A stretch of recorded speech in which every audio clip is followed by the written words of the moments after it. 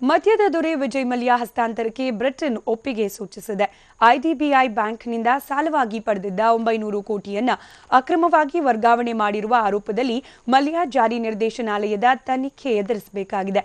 ಆ ಹಿನ್ನೆಲೆಯಲ್ಲಿ ಗೃಹ ಸಚಿವಾಲಯ ವಿದೇಶಾಂಗ ವ್ಯವಹಾರಗಳ ಸಚಿವಾಲಯಕ್ಕೆ ಇದೇ ಸೋಮವಾರ ಪತ್ರ ಬರೆದಿತ್ತು.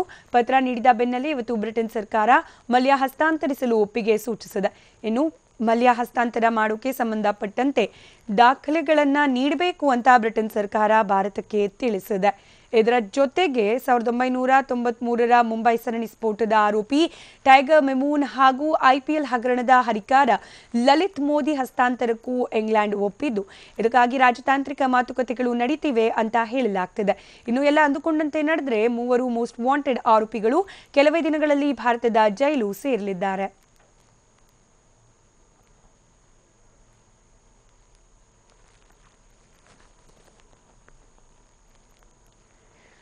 ಅತಿ ಶೀಘ್ರದಲ್ಲೇ ಭಾರತಕ್ಕೆ ವಿಜಯ್ ಮಲ್ಯರನ್ನ ಹಸ್ತಾಂತರಿಸುವ ಸಾಧ್ಯತೆ ಇದೆ. ಇಂಗ್ಲೆಂಡ್ ಇದಕ್ಕೆ ಈಗಾಗಲೇ ಸಮ್ಮತಿಯನ್ನ ಕೂಡ ಸೂಚಿಸಿದೆ ಎನ್ನಲಾಗ್ತಾ ಇದೆ. ಇದರ ಜೊತೆಗೆ ಟೈಗರ್ ಮೆಮೂನ್ ಹಾಗೆ ಲಲಿತ್ ಮೋದಿ ಅವರನ್ನ ಕೂಡ ಭಾರತಕ್ಕೆ ಹಸ್ತಾಂತರಿಸುವ ಕುರಿತು ಮಾತುಕತೆ ಪ್ರಗತಿಯಲ್ಲಿದೆ. ಎಲ್ಲ ಅಂದುಕೊಂಡಂತೆ ಆದರೆ ಮೂವರು ಕೂಡ ಅತಿ ಶೀಘ್ರದಲ್ಲೇ ಭಾರತದ ಜೈಲು ಪಾಲಾಗಲಿದ್ದಾರೆ.